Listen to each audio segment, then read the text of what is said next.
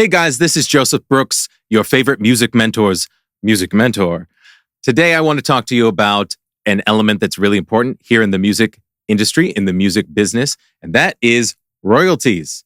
Royalties are very much like in the movie industry where they have residuals or a TV show. If you are an actor in a TV show, they can give you percentages of that show where it's streaming on Netflix or Hulu or HBO Max, but you played that role once, but you're still getting paid afterwards for it. And it's the same thing in music.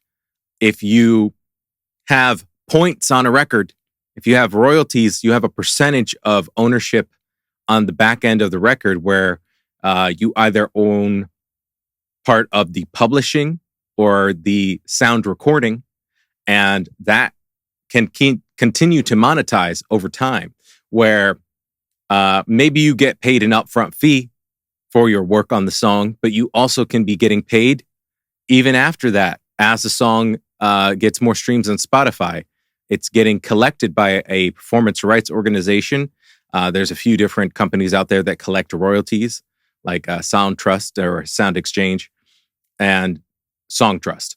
They collect royalties for artists, for producers, so that people who worked on the record, who have been given a portion of the royalties, can continue to get what we call mailbox money. Mailbox money is money that just shows up randomly in the mailbox. And that is purely a fact when you have points on the record. So getting royalties is really cool. It's a really great way of, continually monetizing your work and your effort on a project. That's where, some people will have a hit song or a song that became a theme song for a movie. And it's like, man, you don't have to work another day. It just depends on how big the song is.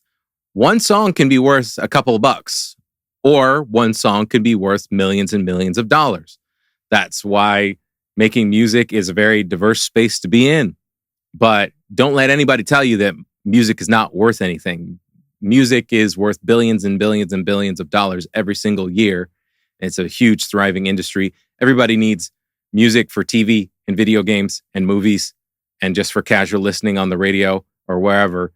The music industry is not dead. The music industry is alive and well, and it is a huge business, even for just music and commercials and TV and stuff like that all the time.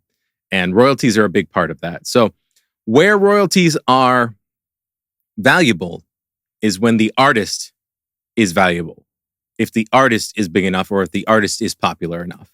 So if you're a brand new artist and you release a song and you're getting 5 streams a month, 20 streams a month, those royalties are not really worth very much. Okay. But if you are Kanye West and you said, hey, let's work on a song together, and you know what? I'm not going to pay you anything. I'm just going to pay you some royalties. Okay. That's a huge payday. It's not a payday today. It's a payday tomorrow once the song is performing. But if it's a big artist, it's a big star, and they say, hey, we're going to pay you in royalties, that's an okay payment.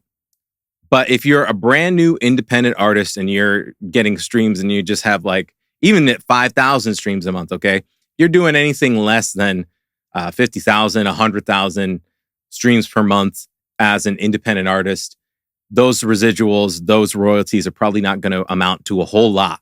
So if you're a music producer or you're a songwriter and an independent artist is like, hey man, I don't have any money to pay you to work on this song, but I can give you some royalties. I'll give you some points. Points and royalties are the same thing. Residuals, points, royalties, same thing. It's very much like if you work at a business and you get stock in the company. You have long-term equity in the company. I built this thing from the ground up, and then you're just going to fire me? No, I'm going to build this thing from the ground up, and then I'm going to have some stock in the company. And then I could decide to leave tomorrow, but I still have stock in the company. I still have a part of this where I have equity. I don't just work on something and then it's gone forever. And I got paid something one day, but then I always got to keep looking for more work and looking for more work and looking for more work. It's a long-term strategy to be able to have some assets in your financial portfolio. So we got to be smart about this in the music business because it is a business.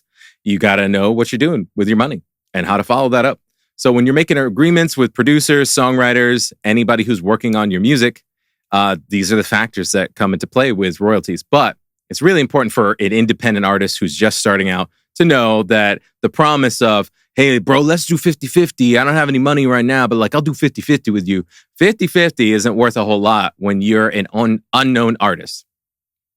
If you've never released music before, we can't look at your stats on Spotify and say, hey, people are really listening to your stuff. You have existing music fans. You've already built up a brand where, hey, this means something. This is worth something. If you've built up something of value already, then yes, royalties are worth something. But when you haven't, that's not an argument. So if you're an artist and, you're just starting out, expect and plan to pay upfront. You expect to pay more upfront because your name isn't worth anything yet.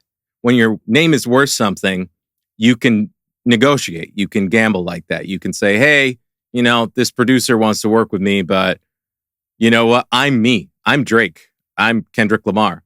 You want to work with Kendrick Lamar? That name already holds value. I already got millions of streams a month. So if you want to work with me, we'll give you 20%. I'm not paying you any cash today. You're going to get 20% on the back end. That 20% on the back end of a Kendrick Lamar song represents $1 million, $2 million, depending on how well the song does. But it's already a really well-established, well-known industry artist who's going to tour that song. It's going to get in movies and stuff like that. But if you're some independent artist and you're getting like 20 streams a month, you say, bro, I got you 50%. 50% of nothing's still 50% of nothing. You got to have music fans. You got to have a greater opportunity at stake for that to be valuable. And so understanding that, that's letting you know where your place is versus their place. If Kanye offers me royalties, that's worth something. If somebody who's just starting out, somebody who's just getting into music offers royalties, that's not a real thing. So, in those situations, when you are the independent, unknown person, expect to pay more upfront. It's usually paying upfront plus a royalty in most situations. And especially if you are an independent artist or somebody who is new to the music game or, relatively unknown artist, you can expect to pay an upfront fee. So that's it on royalties. I'm just going over a few different things, but royalties in general, residuals in music business, huge discussion there. Love to know your thoughts. If you have any questions, hit me up in the comments. This is LA Music Producer, LA Music Mentor, your music mentor's favorite music mentor. That was it for this one, guys. Peace.